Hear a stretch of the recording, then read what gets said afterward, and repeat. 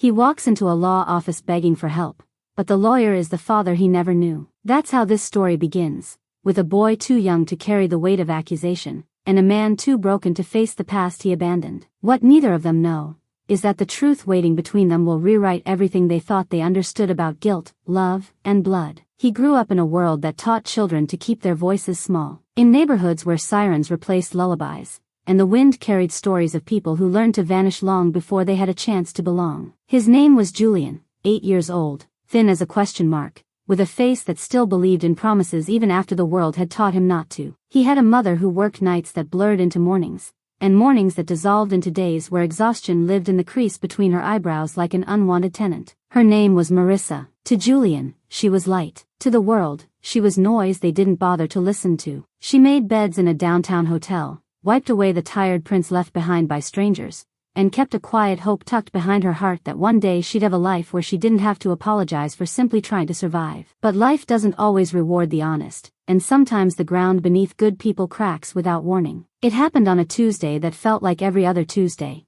except the air that morning had a strange stillness, as if it were waiting for someone's world to break. Julian remembered the knock first, not polite, not patient, but the kind that arrives with assumptions instead of questions. When the door opened, uniforms spilled into their small apartment with clipboards and suspicions already formed. There were words like evidence, investigation, and fraud, words too sharp for an 8-year-old to hold without cutting himself on them. He watched his mother lift her hands instinctively, not because she had done anything wrong, but because history had taught her that innocence doesn't always matter when power has already decided its version of the truth. They led her away gently, but even gentle hands bruise when they take away the only person you've ever trusted. That night, Julian sat alone in the apartment, knees pulled to his chest, listening to the walls breathe around him. The room felt unfamiliar without her humming, without her soft footsteps pacing after long shifts, without the way she'd check if he was still awake before pretending to scold him for it. He looked at her empty chair, at the coat still hanging by the door, at the mug she hadn't finished washing. Everything in the room looked like it was waiting for her to return,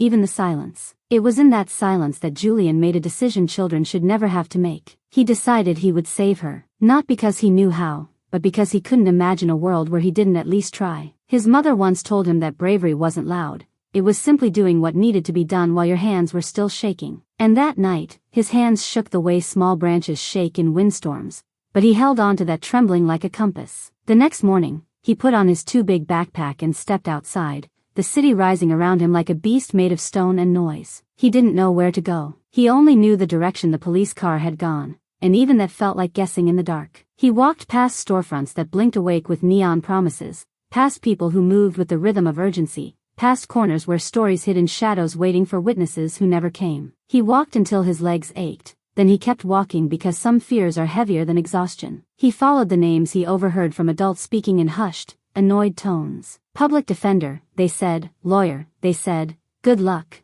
they said, as if luck was a currency and he had arrived without enough. Julian reached the courthouse first, an enormous building that looked like it was built to intimidate children into silence. He stepped inside and felt the air tighten around him, stealing the courage he had managed to gather. People moved like tides around him, papers rustling like restless ghosts. He stood in a corner, unnoticed, until a woman with tired eyes told him the truth he didn't want to hear. Public defenders didn't choose cases. Judges assigned them. And for a case like his mother's, complicated, messy, misunderstood, he'd need someone who cared more than the system allowed. He didn't cry. The tears collected behind his eyes, but he held them hostage because he knew crying wouldn't change the rules of a world built for people bigger than him. He walked out and kept going. The wind bit at his cheeks. His backpack thumped against him like a heartbeat that wasn't ready to give up. He passed office towers with windows that reflected pieces of himself, a small boy beneath a sky that didn't seem to care. But then he saw it. A building carved from glass and ambition,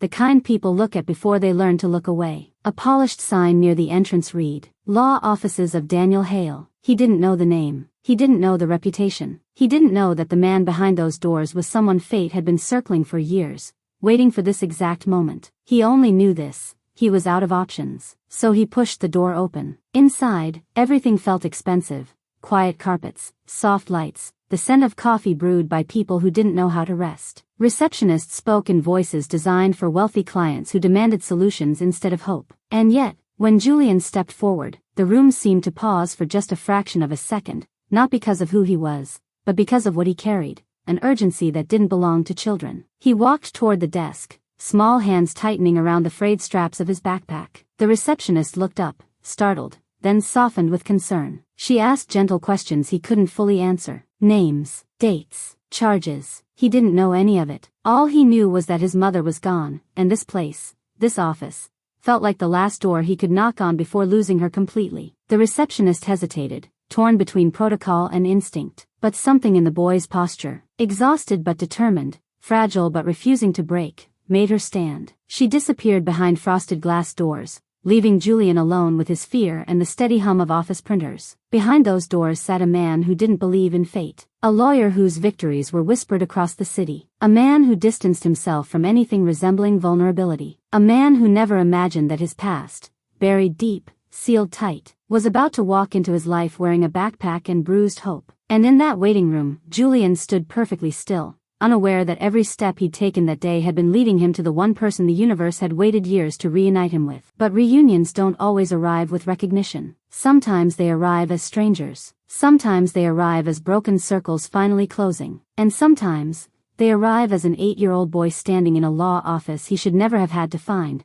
waiting for the father he didn't know he'd been searching for. He waited in that lobby the way forgotten things wait on dusty shelves, silently, without complaint, hoping someone might notice before time convinced them they didn't deserve to be seen. The receptionist's heels clicked down a distant hallway, the rhythm fading into the hum of printers and murmured strategy sessions behind polished doors. Julian stood at the edge of a world built for adults who measured their worth in billable hours and victories tallied in settlements. He didn't belong there, not in size, not in age, not in the ways the room seemed to breathe differently around him. Yet something in the air lingered around him like a question the universe wanted answered. Beyond those frosted doors, in an office carved from ambition and late nights, sat the man who held the key to everything Julian didn't yet understand. Daniel Hale was a creature of precision. Every pen aligned, every document squared to the desk's edge, every victory framed behind him like proof he had outrun something that had once tried to break him. His office didn't echo with sentiment. It whispered efficiency. It was a fortress made of polished wood and unspoken boundaries,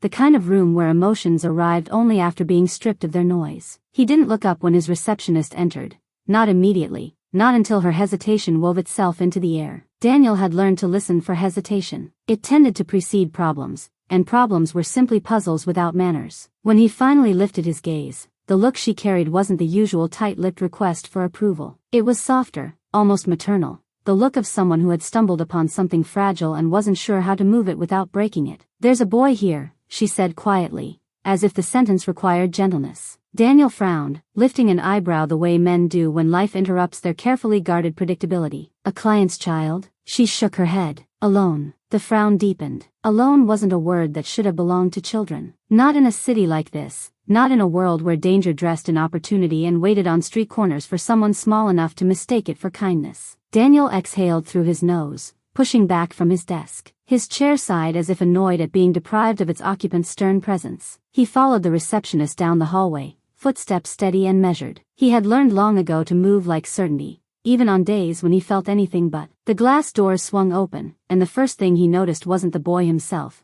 it was the boy's stillness. Children rarely stood still unless something inside them was terrified or determined. And sometimes, in rare cases, both. Julian looked up at him with a mix of hope and desperation so raw it would have undone a softer man. But Daniel had spent years building walls thick enough to keep out every plea that wasn't chained to a retainer agreement. He studied the boy the same way he studied cases, quietly, methodically, searching for the edges of the story. He didn't know why the boy's face felt familiar in a way that tugged at the parts of him he rarely acknowledged. Familiarity was dangerous. It opened doors in the mind that led back to years he had sealed behind regret and unfinished goodbyes. Years that carried a name he didn't allow himself to think about anymore. But still, there it was. A flicker. A whisper of something he had once been and had once hoped to become. Something long buried. The boy inhaled shakily, the kind of breath you take when you've been brave for too long and the bravery is starting to fray around the edges. His small voice trembled but didn't break. "I need help." That was all. No dramatic explanation. No trembling speech. Just those 3 words, held together by the thinnest thread of hope. Daniel stared at him for a moment that felt heavier than it should have,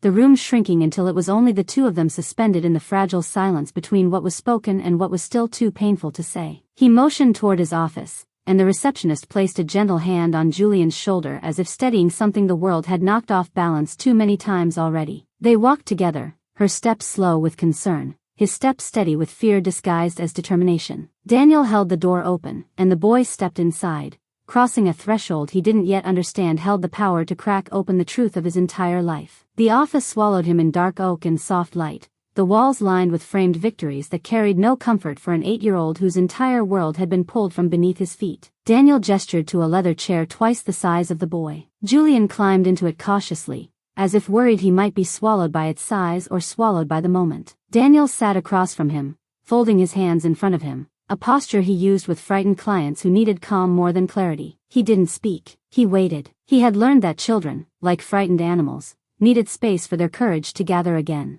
Julian's fingers twisted around the frayed fabric of his backpack strap, twisting, untwisting, twisting again until the strap bore the imprint of desperation. When he finally found his voice, it came out small, trembling, like a candle flame in wind. "My mom, they took her." The words hung heavy in the air, landing on Daniel's desk with the weight of an accusation he didn't yet understand. Something shifted in him, a flicker of recognition, the faintest echo of a name he hadn't spoken aloud in years. But he pushed it away. This was business. A child in need, nothing more. Julian continued, the words spilling out in fragments. "They said she did something with money, but she didn't. I know she didn't. She works hard. She's good. She's all I have." There was a kind of sincerity in his voice that carved straight through the veneer Daniel wore. It reminded him of something, or someone, buried so deep in memory he wasn't sure he could retrieve it without unraveling something he had fought years to keep stitched shut. His mind flickered back, uninvited, to a woman with quiet bravery in her eyes, the kind of bravery people mistake for softness until they mistake the wrong person. He remembered her laughter, a soft thing, fragile around the edges, but honest. He remembered the way she held secrets in her smile, secrets she never gave him permission to ask about. He remembered the night he walked away because he believed ambition would carry him toward a future she wasn't part of. He swallowed hard. He didn't allow himself to go back there. Not now, not ever. But something in the boy's eyes clawed at those locked doors in his memory, begging to be recognized. Not identified, not named, just recognized. Julian reached into his backpack and pulled out a crumpled note, hands shaking with the weight of something a child shouldn't have to carry. He smoothed it on the desk, the paper worn as if it had been read 100 times in a single night. It was a police document, sparse, cold, indifferent, a summary of charges without the warmth of context. Daniel skimmed it, but his eyes caught on one line, one detail he didn't expect to see, not in this building, not in this lifetime. The mother's name. And suddenly his pulse stumbled. Marissa, the same Marissa he once promised he'd come back for. The same Marissa whose letters he never opened. The same Marissa whose absence had become a quiet ghost in his life. The room tilted, just slightly. A small shift, but enough for his breath to catch before he forced himself back into the armor of neutrality. He cleared his throat, but the sound felt foreign. He looked at the boy more closely now.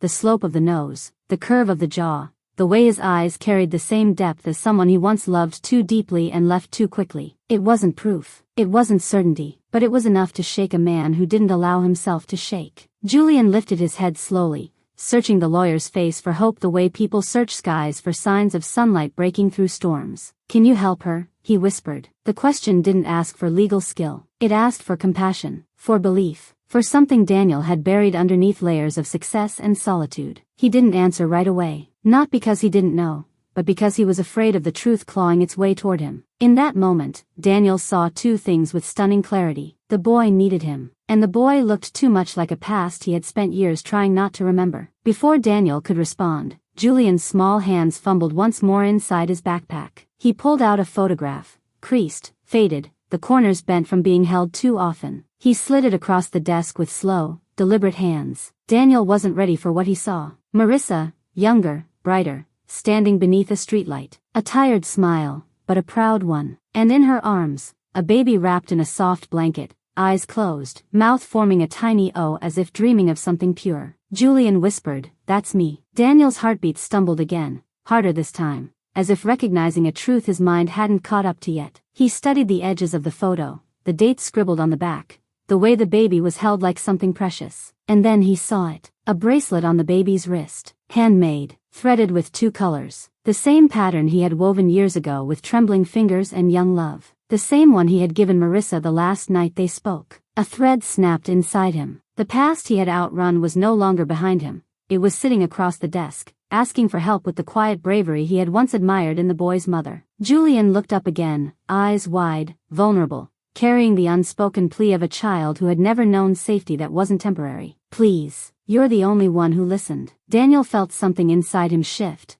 Not a crack, not a crumble, but a recognition, a dawning, an understanding that burned through him in slow, heavy waves. He wasn't just looking at a client's child. He was looking at the truth life had been waiting years to confront him with. But the truth doesn't reveal itself in a single moment. It unfolds like a slow confession, one heartbeat at a time. And for now, all Daniel could manage was a breath so deep it hurt. This was no longer a case. This was a reckoning. And somewhere in the space between this moment and the next, a father's instincts, ones he never knew he had, began quietly waking up. But neither of them knew yet. The boy only knew he needed saving. The man only knew something inside him had started to break open. And fate knew the real story was only just beginning. He did not sleep that night. Men like Daniel were used to late hours and tired eyes, but this was different. It was not the familiar exhaustion of a mind that had argued all day with contracts and loopholes. It was the kind of wakefulness that arrives when something buried for too long finally claws its way to the surface and refuses to let you look away. The office, empty after dark,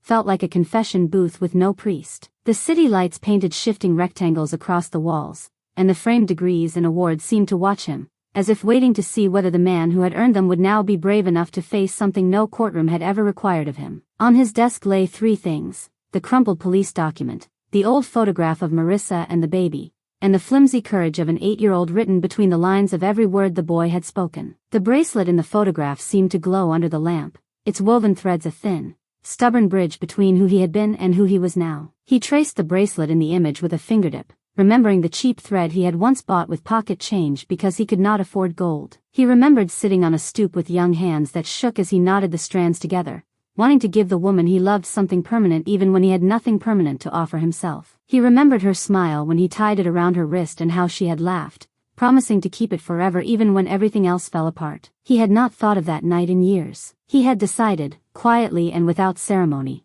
that the past could be managed by ignoring it. Work had been his absolution, success his disguise. He had told himself that the hunger to rise above the neighborhood, above the mistakes, above the fear of becoming another man who didn't matter, was noble enough to excuse the people he had left behind. But the past has its own sense of time. It does not move in straight lines. It circles, it waits, it doubles back wearing new faces. And now it had returned in the shape of a boy with Marissa's eyes and his own unease in the set of his shoulders. He tried to think like a lawyer. He listed facts, not feelings. Marissa was facing charges involving financial misconduct at the hotel, falsified refunds, missing cash deposits, suspicion of helping guests skim money off the system. There were security reports, statements from supervisors, figures flagged in red by accounting software that did not care about human stories. On paper, it looked clean. A low-level employee caught manipulating the books, an easy scapegoat for an embarrassed establishment. But Daniel had spent enough years unraveling corporate lies to feel the sour taste of something off. The amounts didn't match the pattern of personal greed.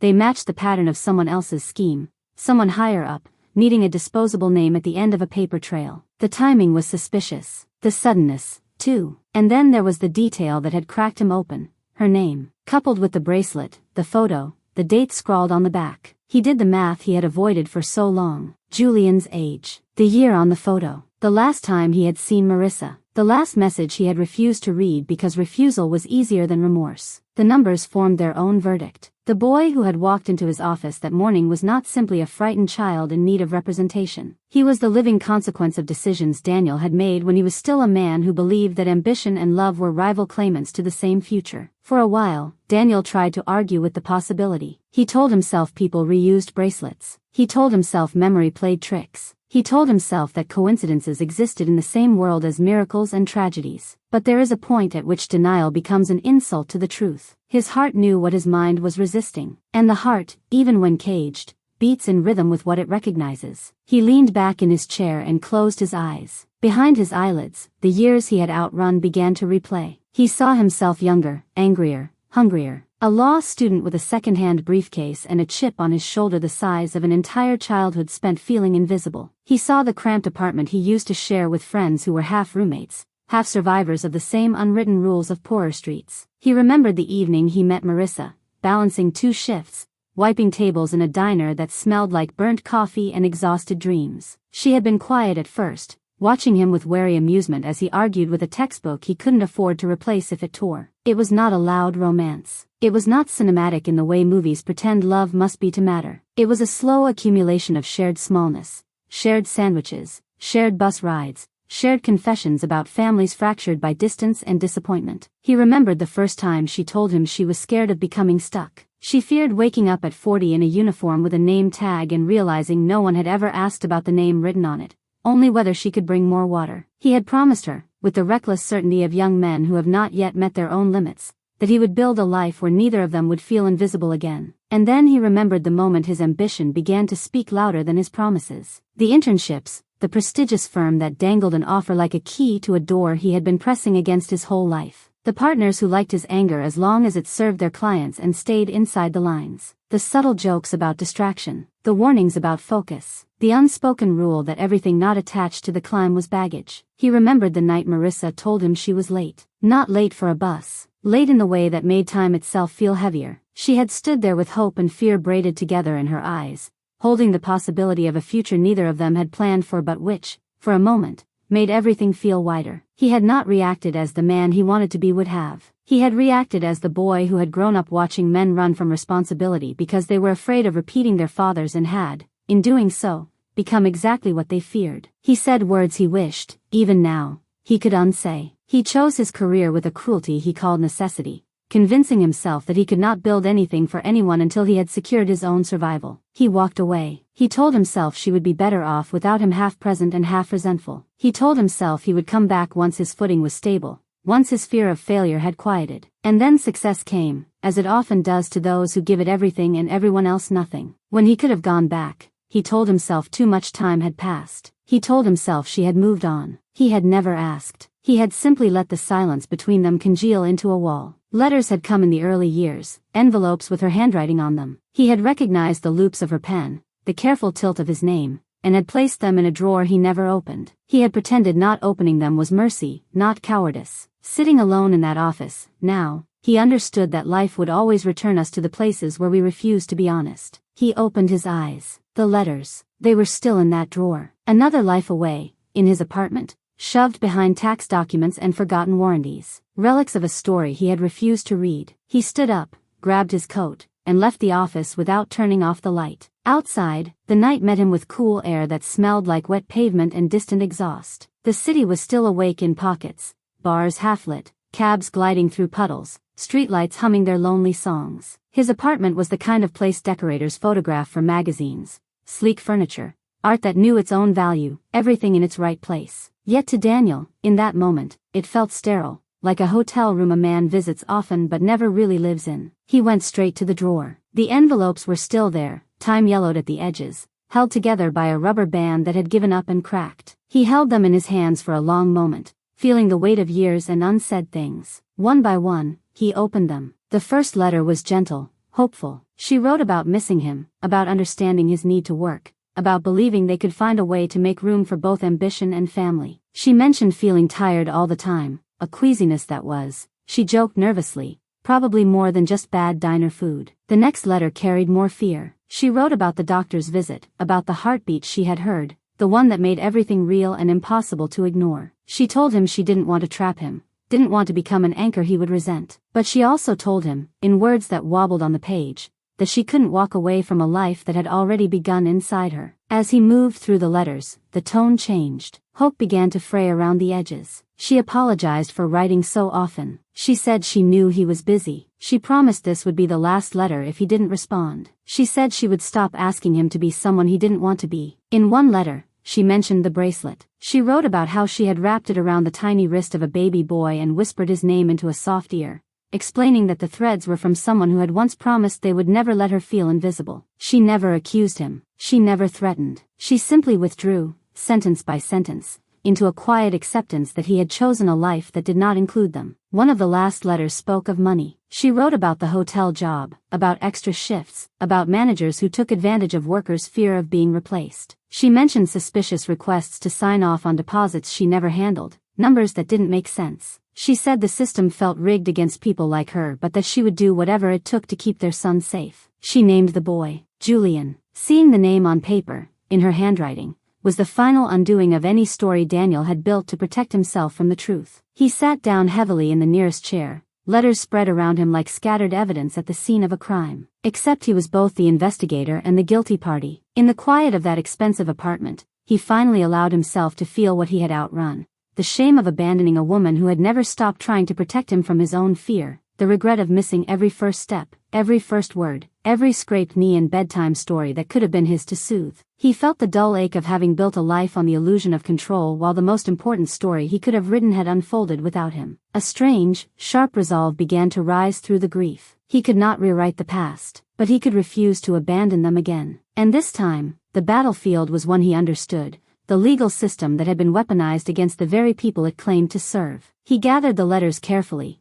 stacking them in order, as if they were exhibits in a case he was preparing. In a way, they were. They were evidence of a woman's character, of a mother's love, of the lengths she had gone to protect a child from becoming collateral damage in adult failures. He went back to his desk and pulled up the case files again. Now he read everything through the lens of someone who knew the person behind the name. Patterns emerged more starkly. The timing of the supposed fraudulent transactions lined up with changes in management. The amounts diverted matched bonuses rumored to have been given to a certain mid-level executive. The access to the systems requiring credentials Marissa had never possessed. There was a ghost in the machine, and her name had simply been the one written where someone needed the paper trail to end. He recognized the tactic. He had seen it in other corporations, other cases. The easy scapegoat. The single working mother with no one to fund a defense. The employee whose protests could be reframed as confusion or guilt. But this time, the scapegoat had a son who had walked, alone, into the lion's den, asking for help from the very man who had once walked out on them. Daniel's jaw tightened. For years, he had used the law as a ladder to climb away from the parts of his story that hurt. Now it felt like the only weapon he had to atone, however imperfectly, for the harm he had caused. He decided, in that quiet apartment, under the indifferent gaze of city lights, that he would take the case. Not as a favor, not as a charity, not even as an apology. Apologies were too small for the scale of what was broken. He would take it as a commitment, as a father who was late, but not gone, as a man who had finally stopped running. He also understood something hard and necessary. He could not walk into Julian's life and announce the truth like a verdict. The boy had lived 8 years of stories where his father was an absence, not a presence. The introduction of this new narrative would have to be gentle, earned, measured. First, he would save the boy's mother. Then, if the door remained open, he would try to become something more than a stranger with shared blood. Morning came sooner than he was ready for, bleeding into the room through the edges of the blinds. He hadn't slept. The mirror in the bathroom showed a man whose carefully curated composure had finally cracked. But behind the tired eyes, there was something new. Purpose. Not the brittle drive of ambition,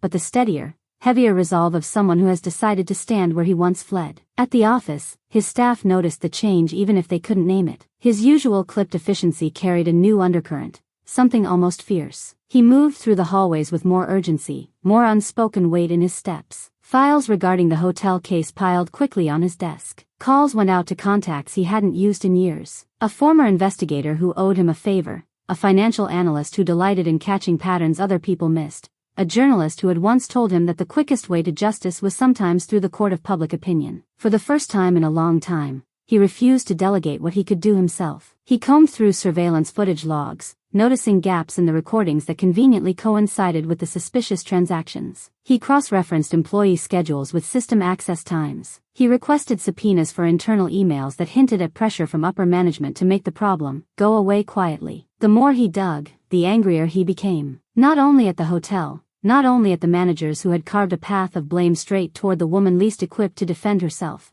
but at himself for having once believed he could live a life where people like Marissa and Julian existed only at the edges of his conscience. Later that day, he drove to the detention center where Marissa was being held. On the ride there, memories followed him like persistent shadows. The way she used to lean her head against his shoulder when the world felt too loud. The way she used to trace lines on his palm, saying the future was not written anywhere except in the choices they made. The way she had once told him she believed he would be a good father because he cared too much about the children in their neighborhood who had no one. He had proven her wrong then. He intended to prove her right now. At the facility, The fluorescent lights hummed with the flat indifference of institutions that process people faster than they process the truth. He went through security, placed his phone in the tray, felt the metal detector frame him in its cool, uncaring outline. He signed in, stated his purpose, flashed his credentials. The gate opened with a mechanical clank that always felt to him like a door slamming shut on someone's chances. When he saw her through the reinforced glass, the years between them collapsed and stretched all at once. Marissa looked older,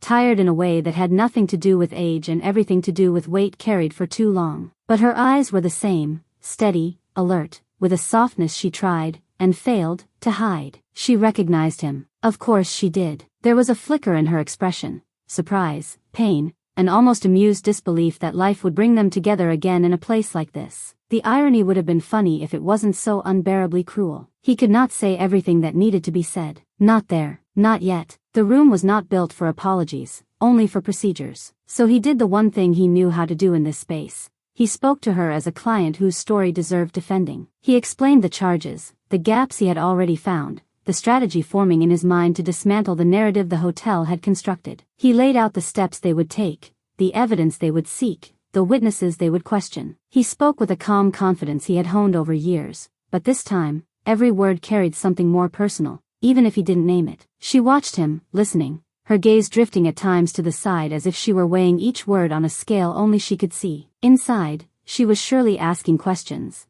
Why now? Why him? What did this mean? But for the duration of that meeting, she let him be the lawyer he had become, because right now, her freedom depended not on unpacking the past but on surviving the present. Once, years ago, she had written that she hoped he would use his sharp mind for more than just winning, that he would use it to protect people who had no one else. Seeing him there, outlining a plan to pull her out of this manufactured ruin, a small part of her must have wondered if life was finally letting that version of him breathe. When the meeting ended, when the guards signaled that time was up, Daniel stood, gathering his files. There were 1,000 things he wanted to say but couldn't, not with fluorescent lights buzzing overhead, not with cameras watching. Instead, he held her gaze a second longer than necessary. In that small pause, he tried to pour into his eyes what he could not yet confess with his mouth: regret, recognition, a promise that this time he would not disappear when things became difficult. On the drive back, the case no longer felt like a puzzle. It felt like a path. Every step toward proving her innocence was also a step toward becoming someone his son,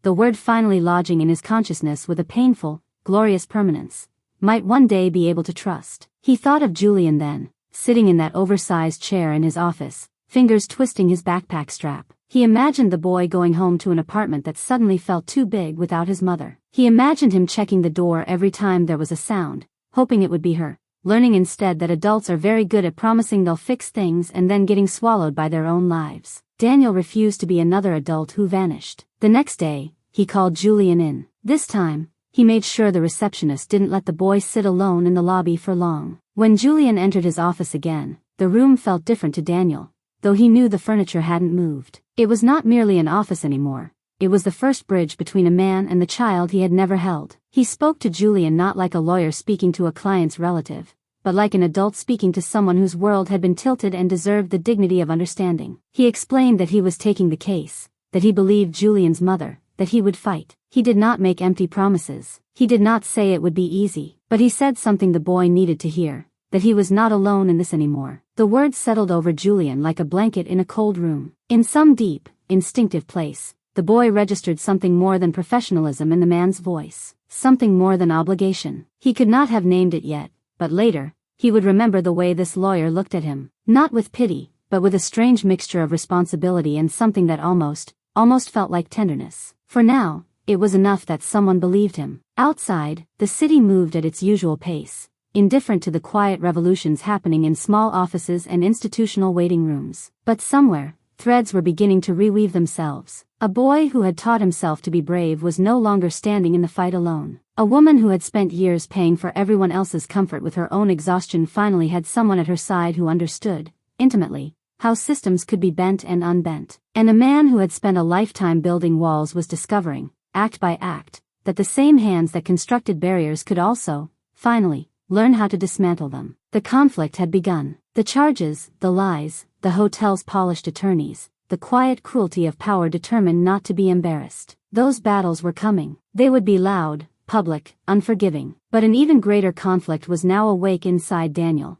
the struggle between who he had been and who he was being asked, by life, by circumstance, by the eyes of an 8-year-old boy, to become. He would fight in court. He would fight on paper and in late-night strategy sessions. For now, he focused on the first war, saving Marissa, because somewhere in the quiet part of his heart, he knew that every motion filed, every lie exposed, every witness challenged, was not just an argument for her innocence. It was an argument for his right to finally be more than a stranger in his own child's life. The days that followed moved differently, as if time itself had begun to tip forward, gathering speed the way a river does when it senses a fall approaching. The city outside Daniel's office went about its usual business, buses groaning over potholes, people moving in tired clusters, shop windows blinking like restless eyes.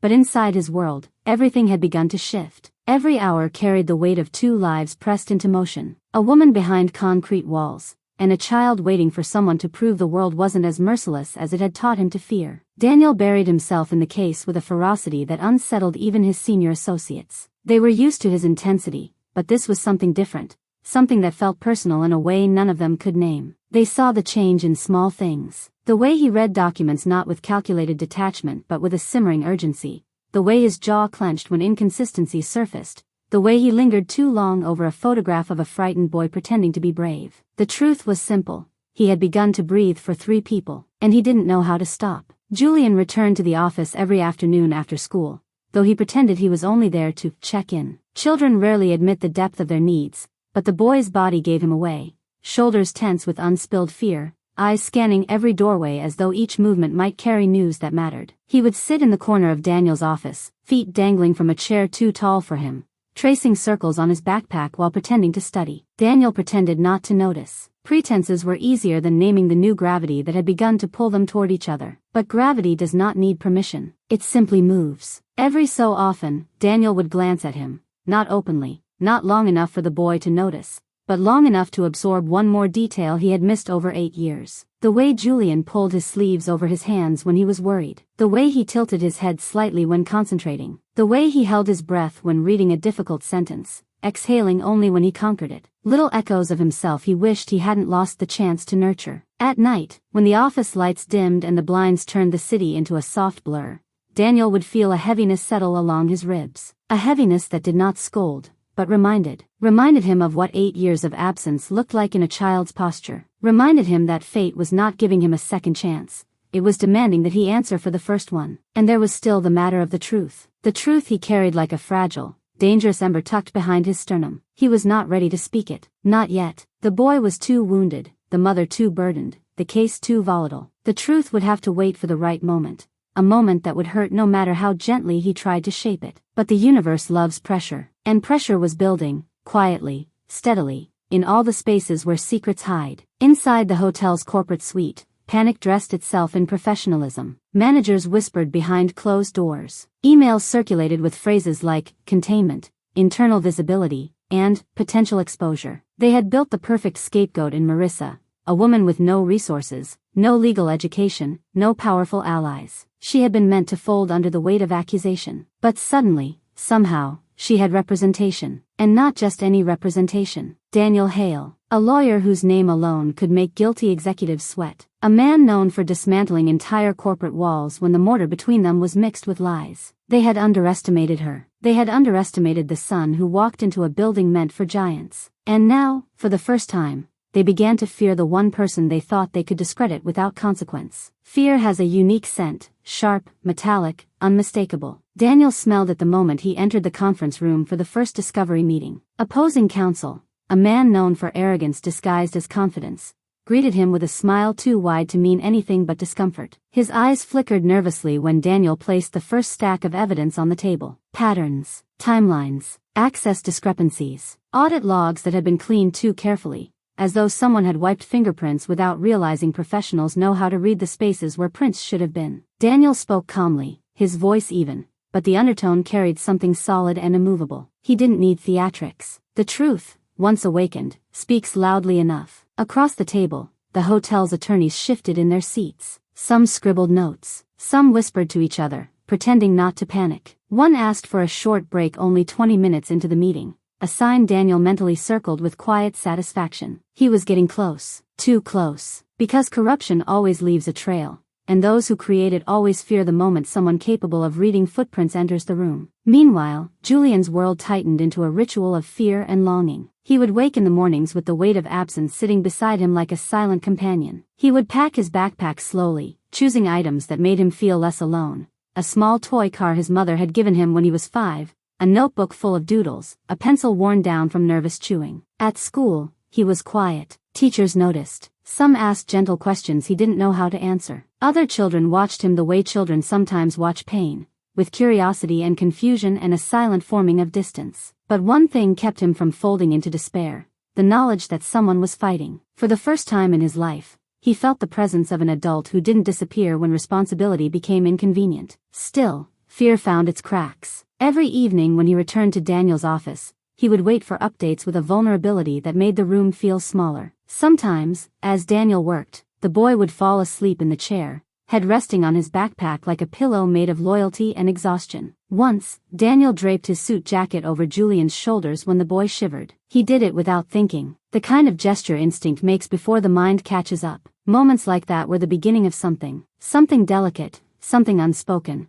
Something that frightened Daniel because it revealed how easily love can resurrect itself even after being declared dead. But the past was not silent, and it would not let him forget the years he had vanished from her story. One afternoon, as Daniel sifted through boxes of old financial records the hotel had reluctantly turned over, he found an internal memo that shifted everything. It was a directive from upper management sent weeks before Marissa was accused. It referenced irregularities the staff had not been informed of, temporary access overrides, and the need to assign accountability swiftly to protect the brand. Assign accountability. 2 words that said more than the memo intended. 2 words that told Daniel what he had suspected.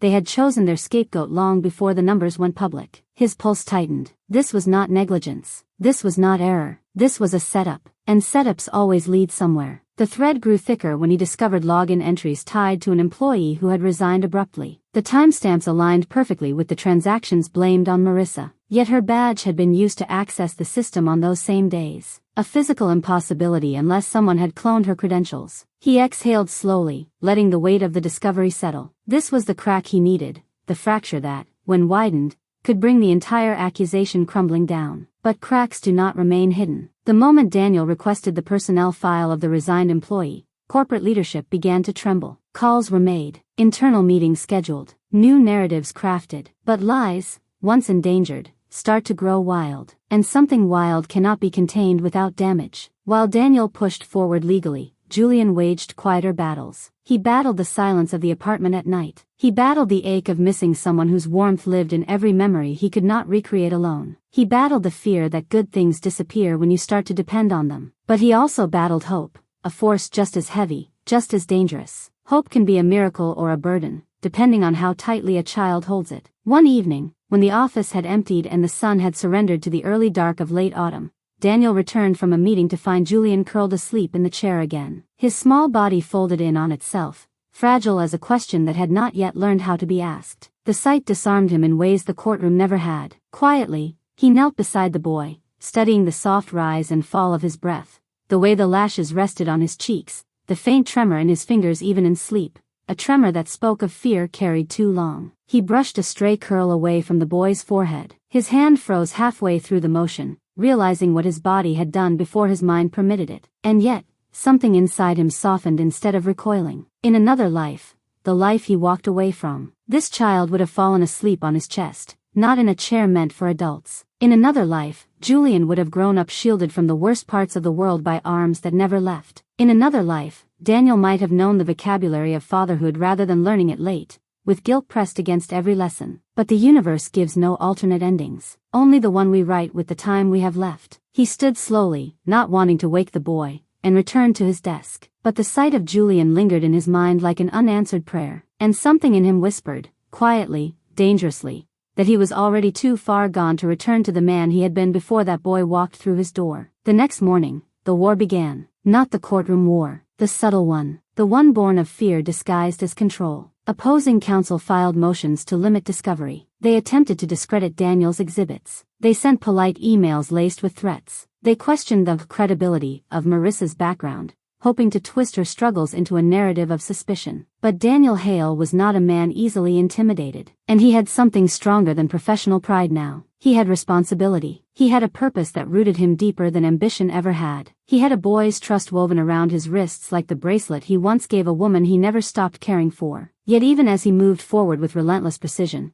he felt an unease growing, a sense that the hotel was preparing something. Corporations do not panic quietly. They panic with strategy, and strategies always involve people willing to do the unthinkable to protect a brand. Pressure gathered, tension sharpened, shadows formed at the edges of every step Daniel took. Something was coming, something he could feel but not yet see, a collision between truth and the people desperate to bury it. And while Daniel prepared for the courtroom battles ahead, another conflict, more fragile and more dangerous, began to swell inside the small heart of a boy who had waited his whole life for a protector and did not know how to handle the possibility that he might have finally found one. Because hope, once awakened, becomes a living thing, and living things demand to be fed. The shift did not arrive with thunder or spectacle. It came as many turning points do, wrapped in ordinary days that pretend to be harmless until you look closely and see the edges have been sharpened. The calendar moved forward, steady and indifferent, but beneath its squares, pressure had started to swell. Papers multiplied on Daniel's desk. Phone calls lengthened. The tone of opposing counsel grew tighter, less amused, more strained. The hotel's public statements became polished performances of concern, each sentence crafted to sound responsible while quietly pushing blame downward. Somewhere between one sunrise and the next, the case crossed an invisible line. It ceased to be a quiet, containable problem and became something else,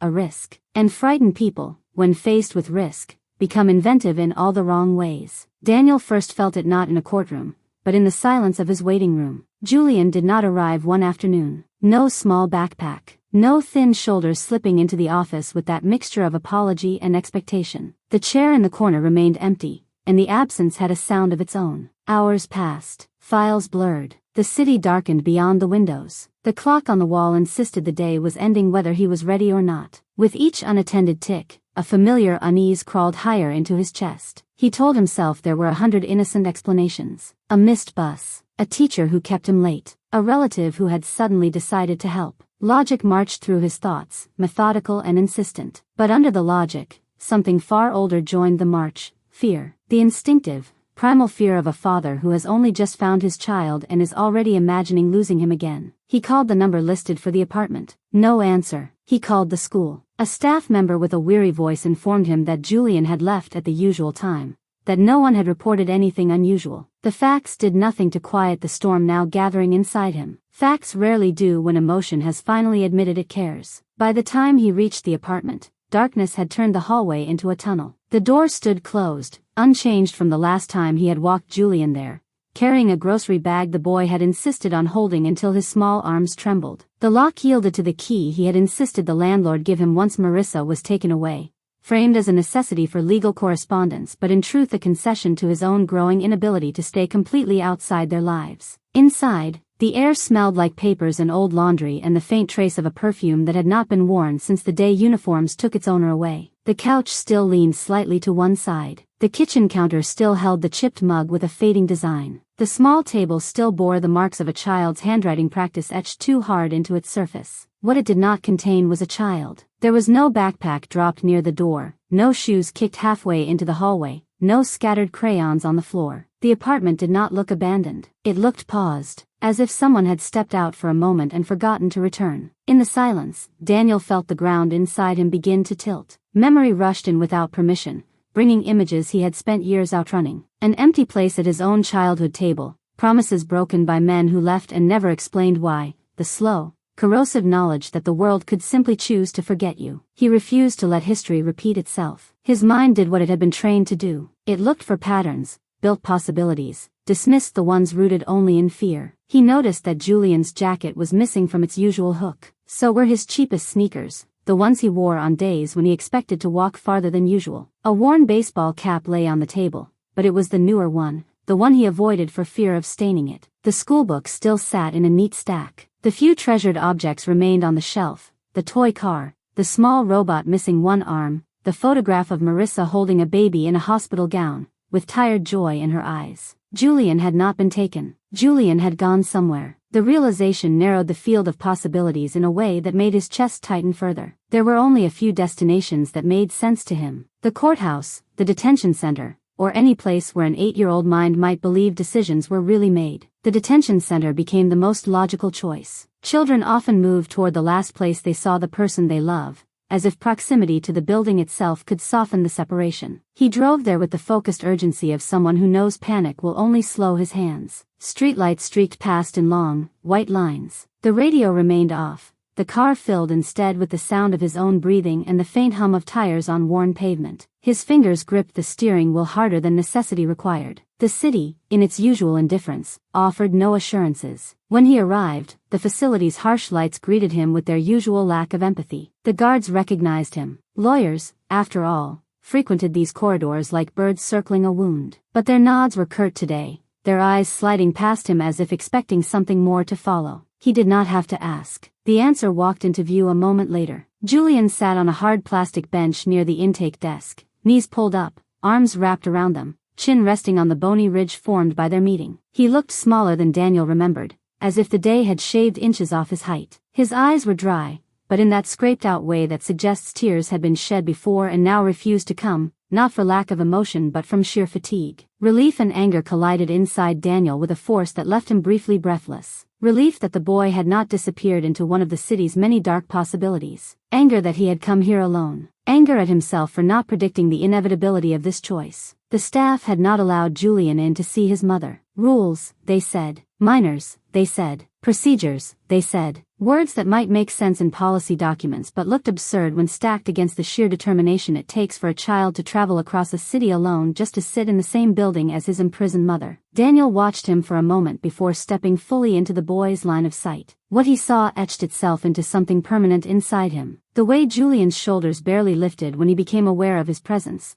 The way resignation had already settled in alongside hope, as if the two were learning to share space within his small frame. This was the turning point, though neither of them would have named it that. Not the discovery of new evidence, not a judge's ruling, not a journalist's interest. It was this. A boy choosing to walk, alone, to the place his mother was locked away because no one had taught him that somebody else should be doing the walking for him. In that moment, any remaining distance inside Daniel between obligation and love dissolved. There are thresholds that once crossed cannot be uncrossed, and he had just stepped over one without the option of going back. He took Julian home that night. The drive was quiet. The boy stared out the window, watching streetlights flick past like commas in a sentence too long to finish. Over the hum of the car, Daniel's mind rehearsed all the things he could say to fill the silence, but he spoke none of them. Some silences are not empty. They are saturated, steeped with everything two people are not yet ready to say. Back at the apartment, Julian moved slowly, like someone walking through water. He sat on the edge of the bed without removing his shoes. Daniel stood in the doorway, feeling out of place in a room full of years he had not lived. Toys he never bought. Crayon marks he never wiped off with a damp cloth. Nightmares he had never been there to chase away. The turning point continued there in that small room, not as a grand declaration, but as a quiet choice. Daniel fetched a blanket from the closet and placed it within reach. He checked the lock on the door twice. He looked around, making note of what food was left, what bills lay unpaid on the counter, what repairs the landlord had ignored. Then he made another choice, equally quiet but just as irreversible. He would no longer see Julian as someone adjacent to his case. He would see him as his responsibility. The next morning, he acted on that decision in ways that looked mundane but felt monumental. He arranged for someone trustworthy to walk Julian from school to the office on days he could not pick him up himself. He spoke gently but firmly to the school administrators, making sure they understood that if anyone showed up asking to take the boy or question him, his office must be called first. He stocked the apartment with groceries that did not come from vending machines and arranged for the faulty heater to be replaced,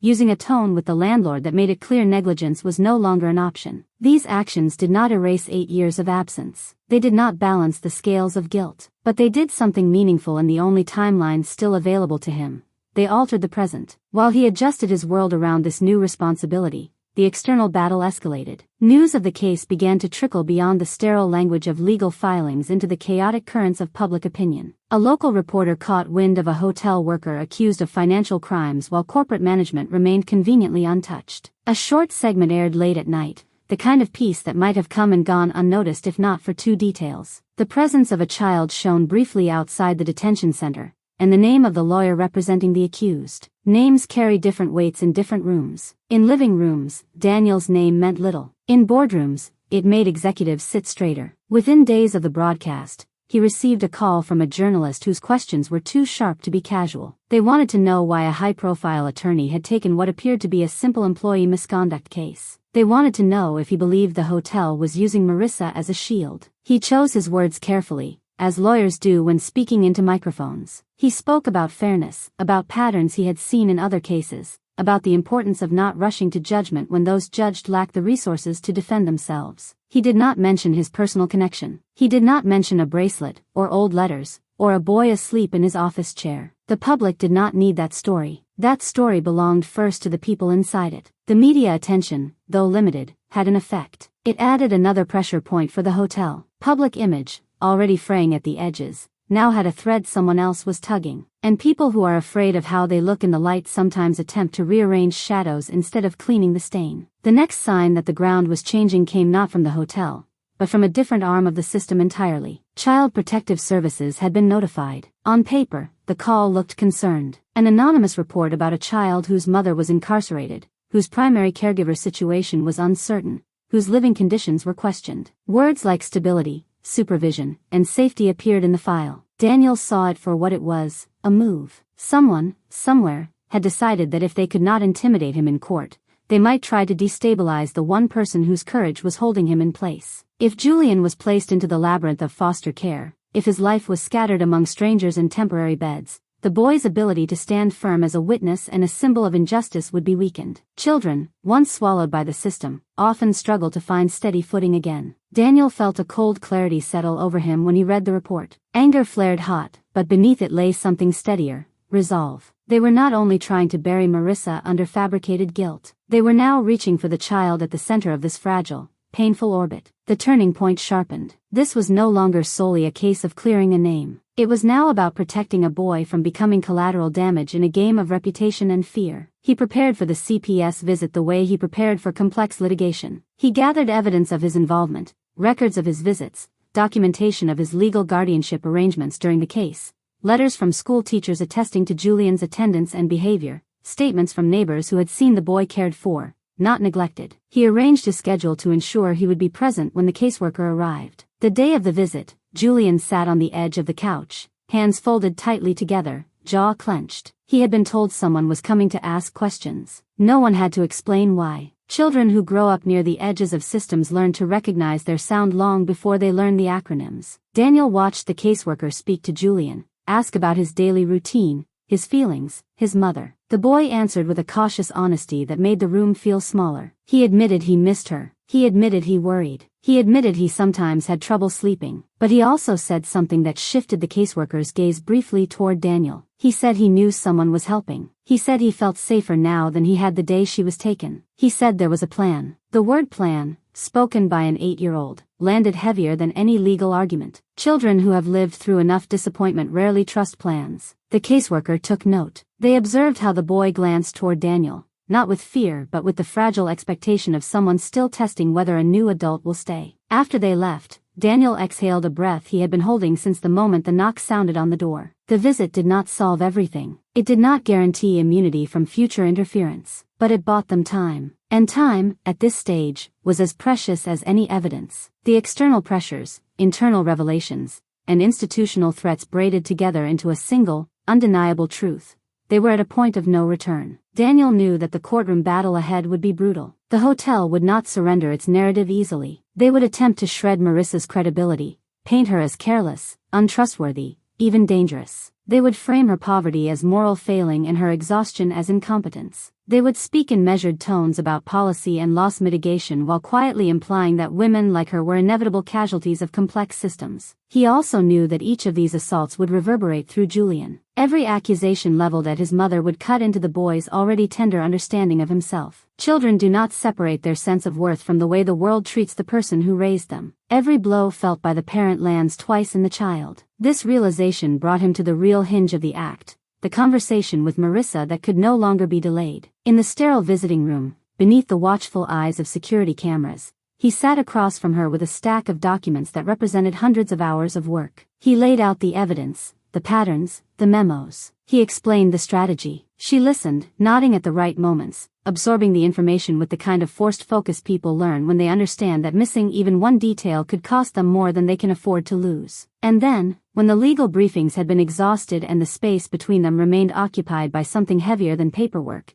he did what he had avoided for years. He spoke not as counsel, but as the man who had once promised her she would not have to carry life alone. He told her he had read the letters, all of them. He told her he had met their son, not as a hypothetical, not as a possibility, but as a living, breathing child who walked into his office with more courage than most adults. He told her he knew now, with a clarity that hurt, what he had walked away from. In response, she did not shout. She did not weep theatrically. The cameras, looking for disruption, saw nothing remarkable. But inside her, a dam of mixed feelings cracked. Relief that he finally knew. Anger that it had taken so long. Fear of what his presence now meant for a boy who had built his identity around an absence. Hope, cautious and flickering, that Julian might finally have more than one adult fighting for him. She asked him, with a steadiness born of survival, what he intended to do with this truth. His answer, though halting, carried weight. He intended to be there, for the trial, for Julian, for whatever came after. Not as a ghost hovering at the edges, but as someone willing to claim his share of responsibility, however late. But she also made a request, one he knew instinctively he had to honor. She asked him not to rush into telling Julian everything. Not yet. The boy was already clinging to the fragile structure of the world as he knew it. To dismantle it now, while the case teetered on a knife's edge, might unravel more than it repaired. First, they would fight for her freedom. Then, if there was still space, they would tell him who this lawyer really was. The turning point settled fully into place with that agreement. They were now aligned, not only in legal strategy but in the deeper, messier work of protecting a child's heart. Walking back to his car after the visit, Daniel felt strangely both heavier and lighter. He had stepped into truth, and truth rarely allows you to travel light, but it also removes the constant weight of pretense. He no longer had to hold his recognition of Julian as a silent suspicion. He had named it to the one person who had the greatest right to judge him for his absence. And she, in all her justified anger and pain, had still chosen a version of partnership. The sky above him was streaked with late afternoon colors that looked like something between bruise and healing. The city moved, as always, oblivious to the private revolutions happening in its corners. But inside Daniel, the ground had shifted permanently. He was no longer simply a lawyer on a difficult case. He was a man standing at the intersection of justice and redemption. And the next steps he took would not only decide the outcome of a trial, they would determine the kind of father he would, or would not, finally become. The act closed not with a verdict, but with a narrowing of paths. The options ahead were fewer now, but clearer. There would be a courtroom. There would be attacks. There would be late nights and moments where hope felt thinner than paper. There would also be a boy, watching every move, measuring what love looks like when it finally decides to stay. And somewhere, in the quiet, the story's center of gravity moved. It no longer rested only on whether Marissa would be found innocent. It began to rest on a deeper question. Could a man who had spent his life building walls learn, under pressure, to turn them back into doors? There comes a moment in every long fight when the noise softens, not because the battle is over, but because the heart has grown tired of listening to its own thunder. The days surrounding the coming trial began to stretch and fold in ways that made time feel swollen, stretched thin, then suddenly heavy. Hours blurred into one another, each one carrying echoes of the last, as if the world itself had entered a holding pattern, waiting, trembling, bracing. This was the space Daniel found himself in, a strange twilight between preparation and consequence, where the adrenaline that had fueled his first rush into action now settled into something quieter, more dangerous, more honest. Reflection. The kind he had avoided for years because reflection requires facing the parts of yourself you abandoned, the lives you walked away from, and the people who carry your absence like an unpaid debt. As the case grew sharper, more complete, more certain, so did the awareness he had been trying, unsuccessfully, to outrun, that Julian was no longer simply a child he was helping. The boy had begun to live inside Daniel's thoughts the way truths do when they refuse to be put back in the dark. And in this new quiet, Daniel finally felt the full gravity of what it meant to know, truly know, that the child sleeping in a small apartment with peeling paint and a broken doorframe was flesh of his flesh, heartbeat of his heartbeat, consequence of choices he could no longer pretend were made by a younger, more ignorant version of himself. The nights were the hardest. The office emptied early these days, staff leaving with sympathetic glances they pretended were neutral. But Daniel stayed long after the lights dimmed in the surrounding buildings, long after the hum of traffic thinned enough for silence to settle on the city like a heavy coat. He worked, but his focus was no longer clean. Between court filings and evidence grids, his thoughts drifted in patterns he could not control. He wondered what Julian had been like as a toddler, whether he had spoken early or late, whether he had cried with fierce indignation or gentle confusion, whether he had been afraid of the dark or comforted by it. He wondered what his first word had been, what foods he hated, whether he had giggled in his sleep the way some children do when dreams are soft instead of sharp. He wondered whether there were photos somewhere, tucked in drawers, hidden in envelopes, containing years of a life he had not witnessed. Regret, when it finally sinks its teeth into a man, does not gnaw. It anchors, heavy, slow, unrelenting. And for the first time, Daniel did not try to shake it off. He let it settle, let it remind him that the story he was trying to fix was not a new one but one that had been unfolding long before he stepped into it. Reflection seeped into his mornings too. He began waking earlier, not because he needed to, but because the night no longer offered rest. He would drive to the apartment while dawn still bruised the sky, sit in the car for minutes that felt like hours, and watch the windows of the building until a light flickered on. Sometimes Julian appeared in the window, small and shadowed, brushing his hair with the slow movements of a child learning how to take care of himself. Those glimpses stung more than they soothed. They were reminders that childhood does not pause simply because a parent arrives late. Eventually he would knock, pretending he had been in the area. He would walk the boy to school on mornings when Julian didn't protest. When he did protest, shyly, afraid of appearing needy, Daniel let him. Children cling and push away in the same breath. Both gestures mean the same thing. I want you to stay. And stay he did. But with staying came realization. He began noticing the subtleties of Julian's fears. How the boy flinched slightly when someone spoke loudly nearby. How he tracked every adult in the room with quiet vigilance. How he wore bravery like a jacket that didn't quite fit. He saw how deeply Julian wanted to be useful, offering to staple papers, to organize files, to fetch water, as if contributions were the price of being allowed to remain in someone's orbit. It cracked something inside Daniel every time. The boy had learned too young that love was conditional, that attention was earned, that care came only after proving you were not a burden. He recognized the pattern because it looked too much like his own childhood. Back then, he had learned how to be small, how to need nothing, how to outrun disappointment so it couldn't catch him first. Now, watching Julian, he wondered how many generations of men had handed that skill down like a curse disguised as resilience. The reflective storm deepened the day he found the drawing. Julian had left it on the edge of the desk by accident, forgotten in the rush to follow one of Daniel's associates who offered him a snack. It was a simple piece of notebook paper, the lines faint blue beneath uneven crayon strokes. 3 figures stood in the center. A woman with tired eyes but a small smile, a boy with 2 big arms, but a child's drawing did, because it held the truth he had been avoiding. Julian had already ridden him into a place he did not yet deserve to stand. That night, Daniel drove home with a heaviness that felt like it was stitched into his very bones. But instead of going inside, he parked and sat in the dark for so long that dawn began to creep up the rearview mirror. Questions rose inside him like tides. What made a father? Blood, time, presence, regret, redemption, or the willingness to finally step into the story, even if you arrived in the middle? He had abandoned one story 8 years ago. Now he was standing inside the unfinished version of it, trying to find a way to read the chapters he had missed without letting shame blur the ink. And shame was loud these days. Louder than fear, louder than anger, louder even than hope. It spoke to him when he dressed for court. It whispered when he watched Julian take hesitant steps toward trust. It thundered when he read the letters Marissa had written,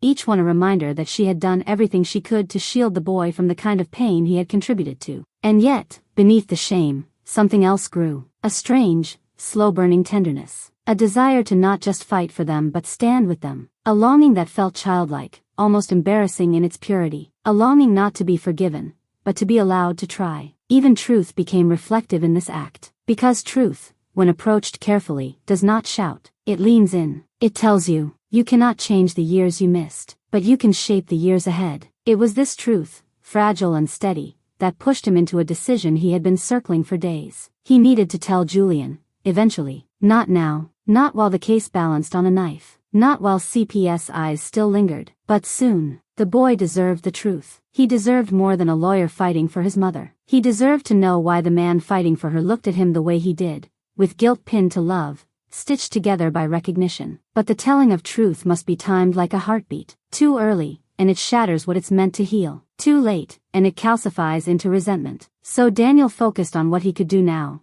Show the boy, through action, through presence, what fatherhood could look like even before it was named aloud. There were moments, small, almost invisible, where he succeeded. The day he found Julian asleep at his desk again, He placed a pillow beneath the boy's head and turned off the harsh overhead lights, leaving only the warm glow of a lamp. The day he learned Julian had no winter coat thick enough for the coming cold, he bought one and left it on the couch with a note that simply said, "Extra." The day he realized the boy skipped lunch often to save money for the vending machine phone that would allow him to call his mother someday, he quietly arranged for school meals to be covered, framing it as a legal stipend related to the case. He never announced these gestures. Quiet care was safer, easier, less frightening. But Julian noticed. Children always notice love, even when adults deliver it quietly. Reflection deepened the day Marissa's court hearing was moved up unexpectedly. A tactic by the hotel's lawyers. An attempt to catch Daniel off guard. But it did something they didn't intend.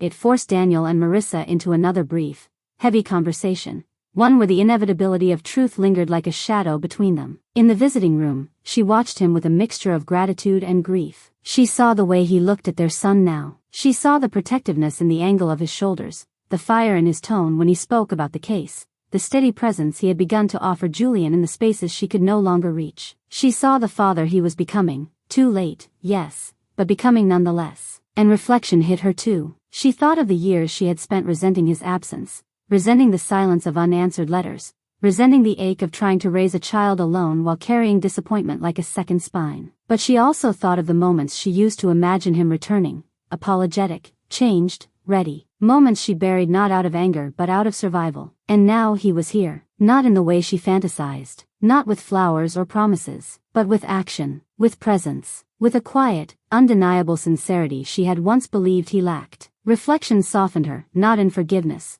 Forgiveness was a bridge she wasn't ready to walk, but in recognition. Recognition that people break and people grow, and sometimes growth arrives decades after breaking. They spoke of the case, but beneath the legal strategy, both felt the weight of something deeper. The unavoidable conversation they would eventually have, the one that would change the shape of their family forever. Reflection settled around them like dust, soft, heavy, inevitable. When Daniel left that day, something shifted in him. Not the guilt, that remained, but the purpose. It sharpened, clarified, deepened into something beyond legal obligation. He was not just fighting for Marissa's freedom. He was fighting for the possibility of a family forming from the fragments of what once shattered. On the walk back to his car, he felt the truth follow him like a long shadow. The battle ahead was not only in the courtroom. The battle was in his own chest, where fear and longing wrestled for dominance. Fear whispered, "You will fail him again. You will break him. You will become your own father." Longing whispered, "Be the man he thinks you are. Be the man you always needed. Be the man you once promised you'd become." And in the fragile space between fear and longing,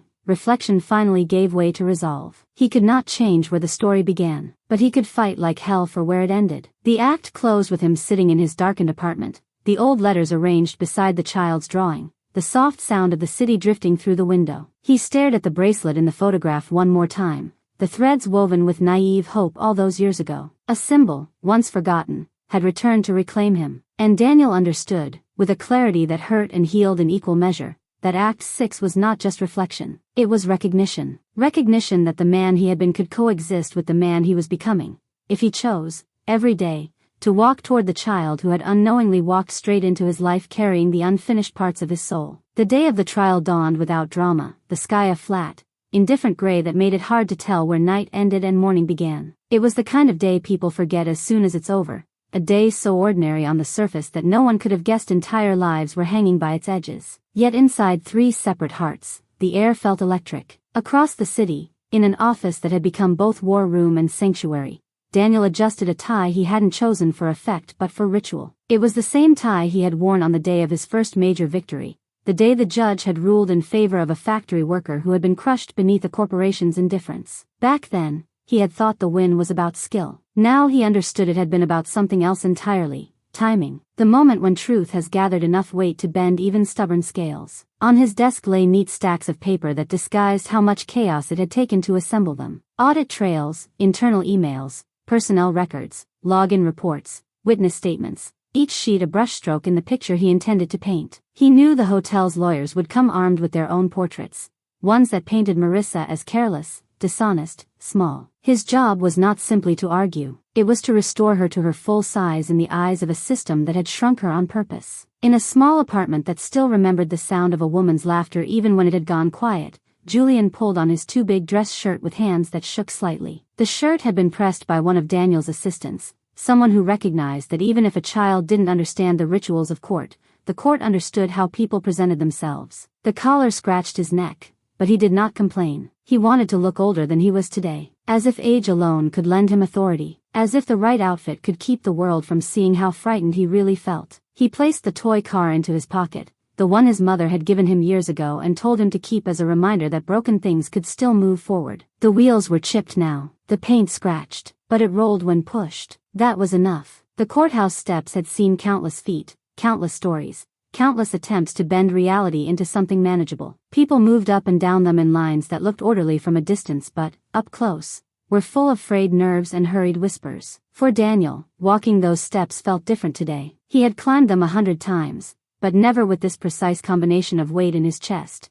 The weight of a career's worth of reputation, the weight of a woman's freedom, and now, undeniably, the weight of a boy's gaze watching him as if every step decided who he really was. Julian walked beside him, his small shoes tapping against stone worn smooth by history. He kept close without clinging, his shoulders squared in that way children adopt when they are determined to be brave for the adults who should be brave for them. The courthouse towered above them, all columns and carved authority, a building designed to impress upon those entering that the law was enormous and they were small. But today, the boy refused to shrink any further. Inside, the courtroom smelled of old wood, paper, and human tension. The benches creaked under the weight of bodies and expectations. The judge's bench loomed, elevated, a reminder that decisions were made from above. The seal on the wall watched everything with unblinking eyes. Lawyers shuffled papers, adjusted glasses, straightened suits, rituals of armor before battle. Marissa was led in, wrists cuffed, thin chain glinting in the overhead light. The sight made Julian's breath hitch,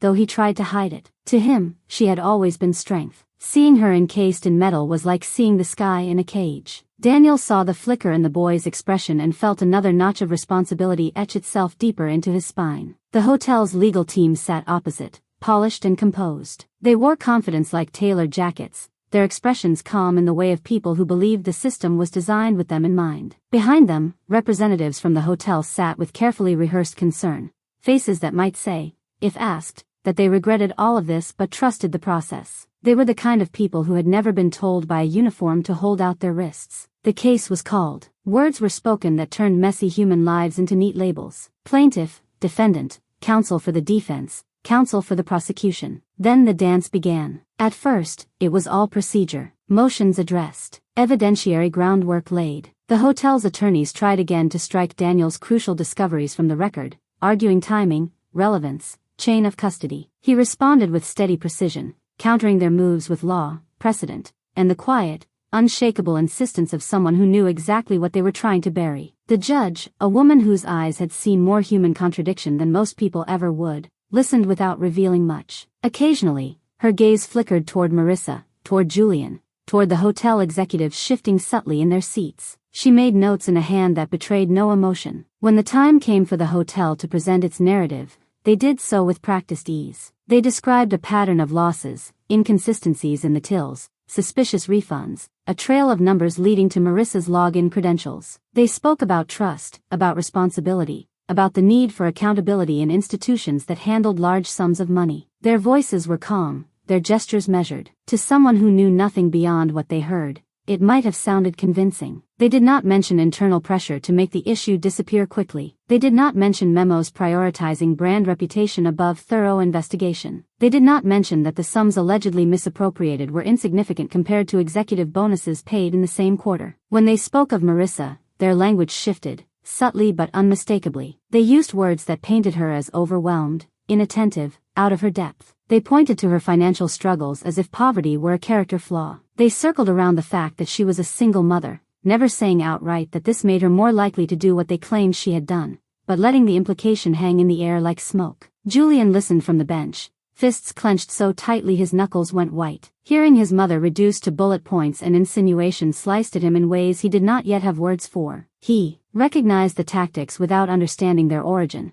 The world had always tried to make people like her small. It had just never done it this loudly in front of him before. Daniel watched the boy's reaction and felt his own anger sharpen. There is a particular kind of fury that awakens when you see someone you care for being dismantled verbally by people who have never met them beyond a file. But fury, unchecked, is useless in a courtroom. So he did what he had trained himself to do, he turned it into focus. When it was his turn to rise, the room's energy shifted almost imperceptibly. He began not with outrage, but with arrangement. He arranged the facts, one by one, not in the order that benefited the hotel, but in the order that reflected reality. He spoke of Marissa's employment record, of years of punctuality, of positive performance reviews, of commendations from supervisors for her reliability and trustworthiness. He introduced testimony from coworkers who described her as the one person who stayed late to help when others clocked out, the one who quietly bought coffee for colleagues who couldn't afford it until payday. He did not paint her as a saint. Saints are too easy to disbelieve,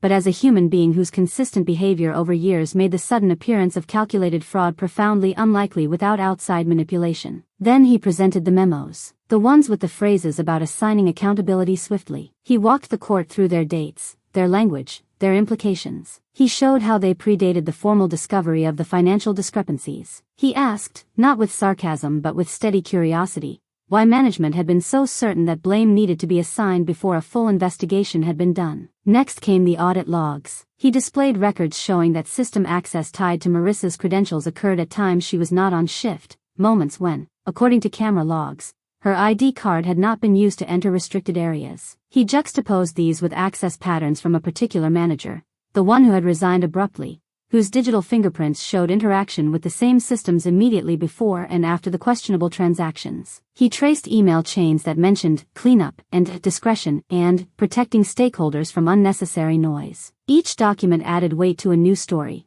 not of a rogue employee, but of a scapegoat placed conveniently at the end of a trail someone else had laid. Witnesses were called. Some were nervous employees, eyes darting toward the gallery where their current supervisors sat. They spoke carefully, their loyalty torn between truth and paychecks. But under Daniel's calm questioning, small details emerged. A manager who had pressured staff into sharing passwords, a late-night meeting where certain tills were reconciled without multiple witnesses present, a rumor that someone higher up was being investigated quietly before the entire focus shifted downward. Then came the resigned manager. He entered the witness stand with the brittle confidence of someone who had spent the days before convincing himself he could handle this. His suit fit well, but his tie knot was too tight, sweat already beading along his collar. His eyes flickered when he recognized Daniel, when he realized this would not be a token questioning. Under initial direct examination by the hotel's lawyers, he stuck to his script. He spoke of his resignation as a career move, of the discrepancies as unfortunate but solely the fault of procedures carried out by staff under him. He used phrases like, "to the best of my knowledge," and "standard practice," wrapping himself in the kind of vague professionalism that often passes for safety. Then it was Daniel's turn. He approached slowly, not with theatrics but with the measured pace of someone who already knows the shape of the answers he is about to unlock. He started with innocuous questions, dates, job titles, responsibilities. He led the manager down a familiar path, letting him grow comfortable. Then, gently, he began adjusting the terrain. He contrasted the man's testimony about procedures with documented protocols in the employee handbook. He laid the handbook beside him and pointed out discrepancies, asking for clarification with a tone that remained polite but edged with steel. He pulled up emails where the manager had approved exceptions to rules he just claimed he always followed. Each question tightened an invisible net. The manager's composure began to fray, small tells appearing in the way he swallowed too often, in how he adjusted his cuffs. Then came the log-in records. Daniel presented them on a screen, a clean succession of timestamps and user IDs. He asked the manager to confirm his badge number. Then he aligned that with entries showing access to the financial system at hours when the man was not scheduled to be on site but camera logs had still captured him entering through a side door. When the man attempted to brush it off as double-checking the work of subordinates,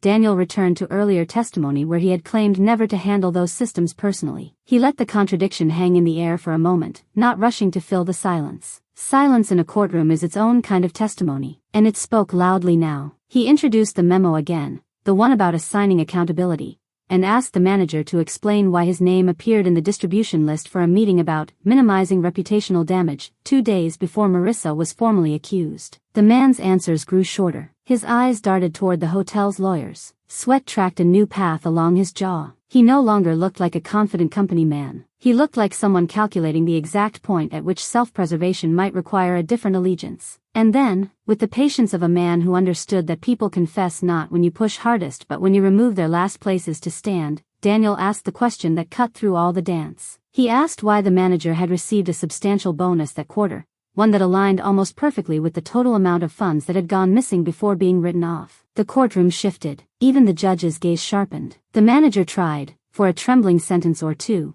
to explain it away as performance-based compensation. But the numbers, displayed side by side on the screen, told a different story. The pattern was too neat, the timing too precise. Under the weight of that alignment, the memos, the logs, the access records, the bonus, a crack appeared. It showed first in his voice, which lost its smooth cadence, then in his shoulders, which slumped almost imperceptibly, finally, in his refusal to meet anyone's eyes. The judge called for a recess not long afterward. The manager left the stand looking decades older. In the corridor outside, the hotel's legal team huddled in tight formation, faces pale, voices pitched low and clipped. Damage control had begun. They had come to court believing they were controlling the narrative. Now they were watching it slip from their grasp, pulled instead by the gravitational force of truth finally given enough evidence to stand upright. Inside the courtroom during the break, Julian sat very still. He didn't understand every technical term or legal nuance. But he understood this. For the first time since his mother had been taken, he had watched someone else sit in the chair where she'd been metaphorically placed for weeks. Someone else was struggling to explain themselves. Someone else was sweating under the lights. He watched Daniel's back as the lawyer conferred quietly with Marissa, and a strange, powerful feeling rose in his small chest. Trust. Not the cautious kind, not the kind built on hoping because there are no other options. A deeper trust, built on evidence, on action, on watching an adult stand between harm and the person he loved most in the world. When the trial resumed, the tone had changed. The hotel's lawyers were less confident now, more combative. They objected more frequently. They challenged details they had previously ignored. But the momentum had shifted. Judges, even the most impartial, cannot unsee patterns once they are illuminated. The turning of the tide became undeniable when Daniel called his final key witness, a junior accountant from the hotel, someone whose name had appeared rarely in the documents but whose signature had appeared on more internal warnings than anyone realized. She took the stand with trembling hands, but her eyes held the kind of moral exhaustion found in people who have watched wrongdoing unfold and tried, quietly, to signal it until they realized no one in power was listening. Under oath, she spoke of discrepancies she had flagged months before, of concerned emails she had sent to superiors, of meetings where she had been told to focus on the bigger picture and stop getting caught in small anomalies. She described being sidelined, given menial tasks, and eventually warned, gently but firmly, that pushing further would not be good for her future here. Then she said something that cut straight through corporate euphemism. She said she had seen the pattern clearly, that someone was manipulating the system from higher up, laundering internal theft through the access of lower-level employees, and that Marissa's credentials had been used in ways that made no operational sense. She admitted she had been afraid to speak up publicly until she saw, on the news, a small boy standing outside the detention center, holding a picture of his mother. It was that image, not the threat of an audit, not the theoretical idea of justice, that finally pushed her to contact Daniel's office. The courtroom went quiet. Even the rustling of papers paused. A child's grief had moved what policies and regulations could not. Julian listened, eyes wide, realizing for the first time that his pain had echoed beyond the small world of his apartment. That someone, somewhere, had seen him and changed because of it. It planted a seed inside him, that his existence, his desperation, mattered enough to bend the choices of adults he had never met. By the time closing arguments arrived, the case had transformed. The hotel's legal team tried to drag it back to the narrative they had prepared, but their words fell into a space already altered by what had been revealed. They still spoke of trust, of accountability, but now those words clung awkwardly to them, like ill-fitting clothes. When Daniel rose for his closing, he did not pound the table. He did not shout. He let the evidence speak, and then he did something harder. He asked the court to see Marissa as a whole person, not as a role in someone else's crisis management. He spoke of the late shifts, of the extra hours, of the polite obedience of workers who knew their livelihoods depended on staying invisible. He spoke of systems that find it easier to feed on the vulnerable than confront the comfortable. He did not mention Julian by name. He did not need to. The boy's presence had been a constant quiet pull on the room's attention. He ended not with a flourish, but with a simple, heavy truth, that justice is not served by finding the most convenient neck to place a boot upon, but by being honest about where the footprints really lead. Then it was done. The words could not be recalled, only waited upon. The judge announced that a written decision would follow, but everyone in that room felt the direction the scales had tilted. The hotel's attorneys wore the brittle politeness of people already thinking in terms of settlements and statements. Marissa's shoulders still trembled, but now with something closer to cautious relief than despair. Julian exhaled so deeply it seemed to leave him weightless. Outside the building, the air felt different. The gray sky had not changed, but the world beneath it had. Threads that had been tangled for months, years even, were beginning to unweave. The path ahead was still fogged, but no longer completely obscured. On the courthouse steps, reporters waited with cameras and microphones poised, ready to catch the fragments of words that would become headlines. Daniel answered only what he needed to, keeping the focus on systemic patterns, on the need for accountability beyond a single case. Marissa declined to speak, and he supported that silence with his presence beside her. This was not a spectacle to him. It was the slow,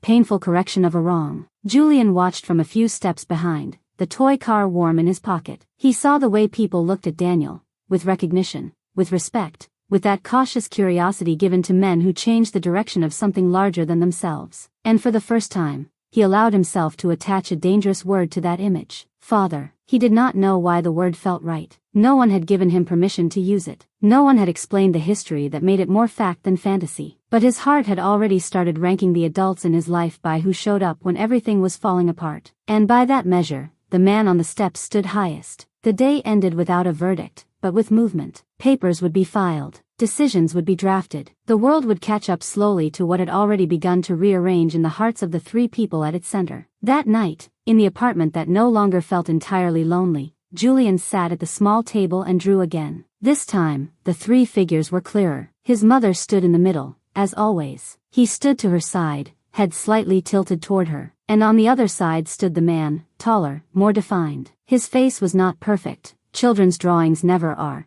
but the lines were firmer, the edges committed. Above them, he wrote a single word, not in capital letters, not in shaky uncertainty, but in the careful handwriting of someone claiming something quietly for himself. Family. He did not show the drawing to anyone. Not yet. He folded it and slid it beneath his pillow, where secrets wait until the world feels safe enough to meet them. Across town, in a quiet apartment lined with framed achievements that suddenly felt less important than the unframed moments he'd missed, Daniel sat alone at his table. In front of him lay two items. The bracelet from the photograph, now recreated by his own hand from new threads, and a sheet of paper on which he had written and rewritten the same sentence, trying to find the courage to keep it. It was a simple sentence, only a few words, but it carried the weight of decades. I should have been there from the beginning. He knew that soon, perhaps sooner than he felt ready for, he would have to say that sentence aloud, to Marissa, to Julian, to himself. The trial had given him a battlefield where he knew how to move. But the war that mattered most now was one he had no training for. The war of becoming a father in the middle of a story already in motion. The act closed on a quiet, almost invisible victory. The moment he took the old letters and the newly woven bracelet and placed them in his briefcase beside case files and legal pads. He was not separating his lives anymore. Professional and personal, past and present, law and love. He was allowing them to share space. Tomorrow, there would still be no official verdict. The judge would still be writing. The hotel would still be scrambling. The city would keep pretending not to notice the lives rearranging in its shadows. But something irreversible had already occurred. Truth had walked into the room, taken a chair, and refused to leave. And for the first time, Daniel allowed himself not just to fight for that truth, but to imagine living inside it, with a boy who had once walked into a law office begging for help and had no idea the man who answered was, in ways the law could never fully capture, the answer to a question his heart had been asking all his life. The verdict did not arrive with the swiftness of hope. Courts rarely work in the timelines of the heart. They move according to their own slow machinery, grinding through procedure, precedent, and paperwork until justice, or something resembling it, emerges from the other side. But 3 days after the trial's closing arguments, while the city moved through its usual rhythms of traffic and noise, a decision finally surfaced from the judge's chambers. Quiet, typed, and destined to alter everything it touched. Daniel was at his office when the email came, his staff buzzing with the subtle hum of expectation that had lingered since the trial ended. Papers rustled, phones buzzed, but beneath it all lay a silence waiting to break. He opened the message under the warm glow of the desk lamp, breath catching briefly as the first line crystallized before him. All charges dismissed. Wrongful accusation established. Immediate release ordered. For a moment, he did not move. Even victories that feel inevitable arrive with a shock when the universe finally says yes. He closed his eyes, letting the words settle into the parts of him that had braced for the possibility, however small, that the world might still fail her. The weight he had carried for months, years even, loosened in his chest. Only then did he exhale, long and slow, the sound more prayer than breath. Across the office, Julian sat at the table, scribbling half-heartedly in a workbook meant to distract him. When he heard the sharp inhale Daniel couldn't suppress, he looked up. Kids, especially kids who have lived too much life, know the language of adult breath. He watched, eyes widening, waiting for the translation. Daniel turned the screen toward him. He didn't speak. He didn't need to. Julian read the words with the cautious disbelief of someone used to bad news arriving disguised as good. But when the meaning finally anchored itself, his small shoulders lifted with something that looked like the first sunlight after winter. His mother was coming home. The boy did not run. He didn't leap from his seat or shout or cry out. Instead, he froze. The way children freeze when joy is too large to fit inside bodies still learning how much they're allowed to feel. His lips parted slightly. His fingers trembled on the edge of the table. The toy car fell from his pocket and rolled across the polished floor, but he didn't notice. Only his eyes moved, filling with the kind of relief that is so powerful it frightens you, because it requires you to believe in something again. Daniel knelt beside him, meeting him at eye level. He placed a steady hand on the boy's shoulder, not a gesture of ownership, not yet, but of anchoring, something like a promise. Julian blinked once, twice, then finally let the tears come, silent and unstoppable. The boy pressed his forehead into Daniel's chest, small hands gripping the fabric of his suit jacket as if afraid the moment might dissolve if he didn't hold it tightly enough. For the first time, Daniel wrapped his arms around him without hesitation. The embrace was not neat or practiced. It was the ragged, instinctive pull of two lives that had been orbiting each other unknowingly for years and had finally collided in a way neither understood but both felt down to the bone. Julian's small frame shook, the sobs soft but deep, carrying the weight of every night spent waiting for footsteps that never came. Daniel held him with the gentleness of a man terrified of breaking something already cracked. And in that quiet, trembling moment, the roles they had been pretending to play, lawyer and client's child, fell away, leaving only what had always been true beneath the surface. A father holding his son. A son holding the father he never knew he needed. When the boy finally lifted his head, cheeks wet and eyes glowing with hope made real, Daniel knew with painful clarity that the next steps would be harder than any cross-examination. Because now, this child had something precious again. And with hope comes vulnerability. With reunion comes fear. With truth comes consequence. They drove to the detention center in a silence that felt sacred. The city seemed softer, as if the buildings themselves understood the importance of what was unfolding in one of its unremarkable courthouses. The car hummed through traffic, carrying two hearts that beat with matching rhythms now, one steady, one fast, both full. When they arrived, the guard at the front desk checked the paperwork twice,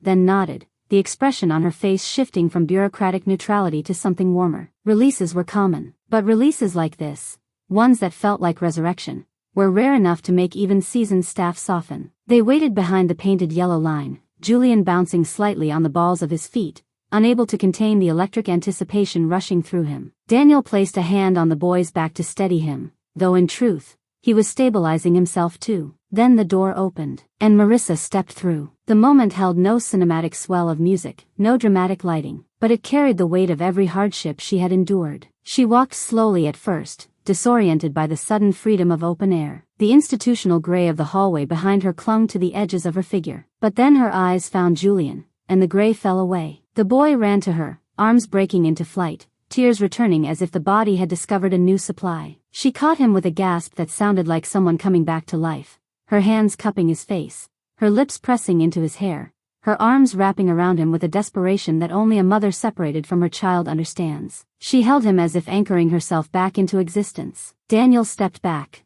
giving them space. His heart ached. With relief, with regret, with something deeper that was growing roots faster than he could name. Watching them felt like witnessing something sacred, something he had forfeited the right to be part of long ago. Yet he was part of it now. Not fully, not safely, not permanently, but undeniably. Marissa eventually looked up at him, eyes shining with tears and exhaustion and gratitude and a complicated tangle of emotions that couldn't yet be sorted into categories. She held Julian's hand as if afraid letting go would send him drifting again. Their gaze met, hers asking questions, his offering a steady truth he wasn't yet ready to say aloud. They left the building together, the three of them walking into daylight that felt too bright for eyes accustomed to shadows. Daniel carried her small bag of personal items. Julian refused to release her hand. And for a moment, from the outside, they looked like any family regaining something lost. But the surface rarely tells the whole story. The drive back to the apartment was quiet. Julian sat between them in the back seat, holding both their hands as if afraid one of them might vanish if he let go. Marissa stared out the window,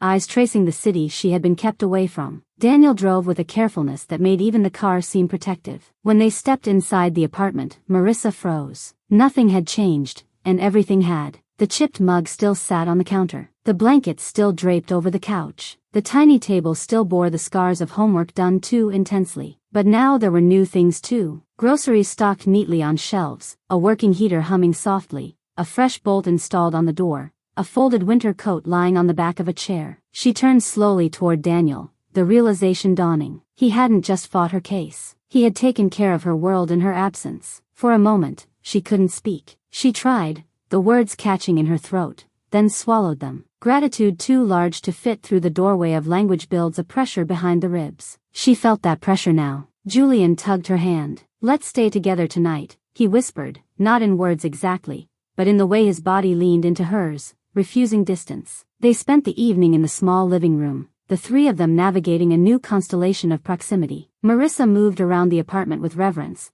touching objects that felt both familiar and impossibly distant. Julian stayed close, watching her as though reassuring himself she was real. Daniel stood by the window, giving them privacy without leaving, but the air itself seemed to pull him closer. A gravitational field created not by romance or nostalgia, but by a different kind of tether, one formed by 8 years of absence now colliding with the undeniable truth of connection. As night deepened, and Julian finally drifted into sleep on the couch, head in his mother's lap, the room grew quiet enough for a different kind of conversation, one without words. Marissa looked at Daniel, her hand resting gently on Julian's hair. Her eyes held gratitude, yes, but also caution, and grief, and a question too large to voice. Daniel sat slowly across from her, the coffee table between them both a barrier and a fragile bridge. He knew this was the moment truth stopped being a secret inside him and became something that had to take shape in the world, no matter how messy, no matter how painful. But he also knew she wasn't asking for confession yet. She was asking for intention, so he gave her what he could. A steady gaze. No running this time. No excuses. No cowardice disguised as carefulness. Just presence. She exhaled softly, a release of tension he hadn't earned but hoped to earn one day. The apartment settled into silence again,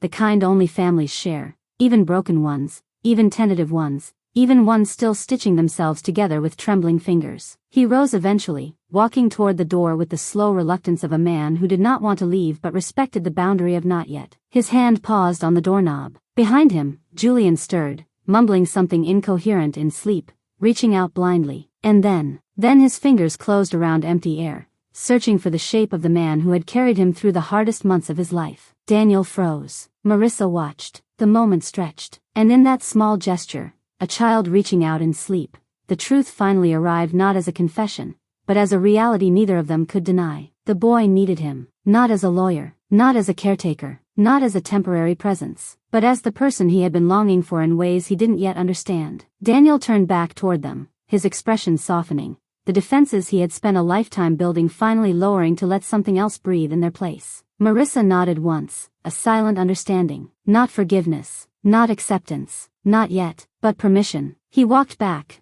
knelt beside the couch, and gently placed a hand in Julian's outstretched one. The boy settled instantly, breath deepening, body relaxing into a peace he hadn't had in months. And Daniel stayed there for a long time, long enough for the weight of truth to finally settle into its rightful place. This wasn't an end, not even close. It was the beginning of a reckoning where love and guilt and hope and fear would all rise together, demanding to be faced. It was the moment a father decided he could no longer hide behind the structure of a case. It was the moment a mother realized she would not have to rebuild her life alone. It was the moment a child, still half asleep, found the missing piece of a world he thought would never be whole. And outside, the city continued as always, unaware that in one small apartment, three hearts had begun to learn the shape of each other. Morning crept into the apartment like a guest unsure if it was welcome yet. It touched the edges of the worn curtains first, then slipped across the floorboards, brushing lightly against the couch where Julian still slept with one hand curled inside Daniel's. The sunlight found Marissa next, her head resting against the back of the couch,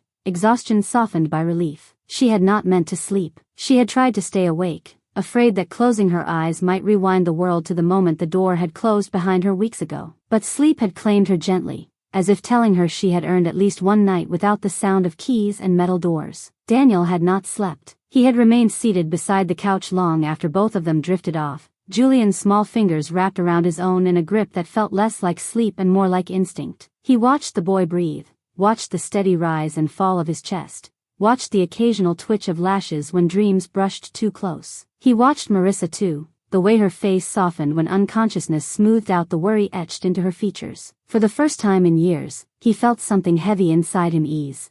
Not disappear, not absolve, but ease. The night had given him clarity, not the tidy kind that comes from overthinking, but the deeper kind born from witnessing moments that shift the architecture of the heart. Julian reaching for him in sleep, Marissa trusting him enough to let him stay. The room holding all three of them without collapsing under the weight of what they'd endured. These were not ordinary moments. These were doors. And Daniel knew that once a door opens to truth, walking through becomes both an obligation and an act of love. The decision formed quietly, without ceremony. Today, he would tell Julian the truth. Not because he believed the timing was perfect. Not because everything was fixed. Not because the future was suddenly simple. But because the boy deserved to know who had been searching for him long before he knew he was lost. He deserved to know that love was not only something that left. Sometimes it returned, late and trembling, but determined. When Julian finally stirred, blinking awake with the heavy disorientation of a child who has cried himself into sleep, the first thing he saw was his mother. His small body lifted, his arms instantly wrapping around her neck as though anchoring her to the room again. She held him tightly, whispering reassurances in a cracked voice that still carried the melody he had grown up with. Only after a long moment did he turn his head and look at Daniel. There was no confusion in his eyes, no question, only the quiet expectation of someone who had already begun to build a place in his heart where this man belonged. Daniel cleared his throat, a soft, deliberate sound. "Breakfast," he said gently. It was not a question. It was permission.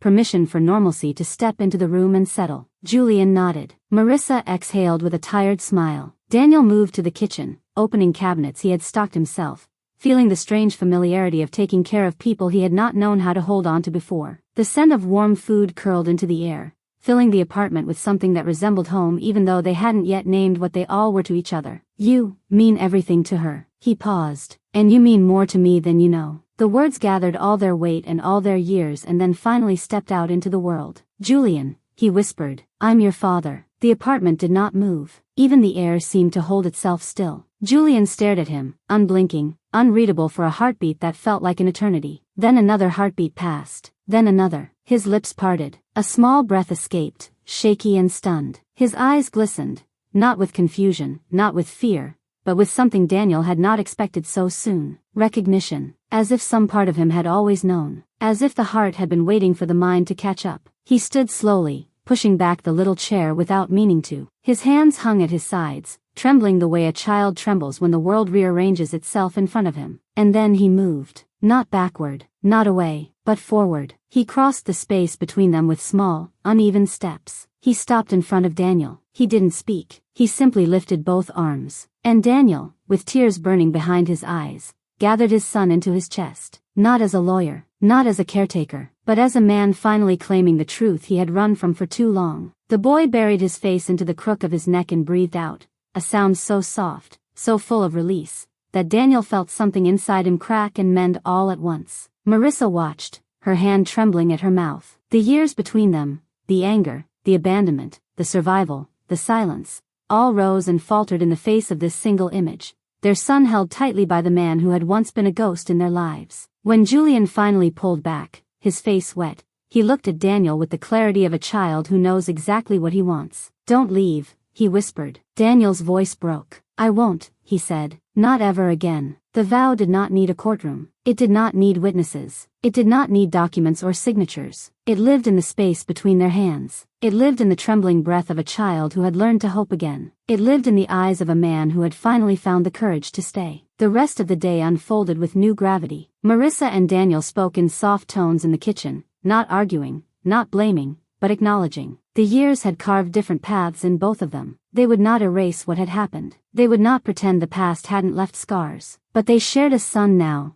in truth, in reality, in the open, and that meant the future had to be built from honesty, not history. Julian watched them both with a tiny smile that refused to leave his face. He hovered between them, orbiting like a small planet finally discovering its sun existed in two places, not one. That evening, when Daniel prepared to leave, the boy tugged gently at his sleeve. "Stay," he whispered again. And this time, the word wasn't desperation. It was an invitation. So Daniel stayed. Not out of obligation, not out of guilt, but because love, real love, is not an act, it is a presence. And for the first time, that presence felt like home. He walked into a law office begging for help, and walked out with the father he never knew he'd lost. Some stories don't end with verdicts or victories. They end in living rooms, where forgiveness breathes quietly, where broken families learn to rebuild, and where a boy's small hand rests inside the palm of the man who finally learned what it means to stay. And in that gentle, trembling truth, they found their new beginning.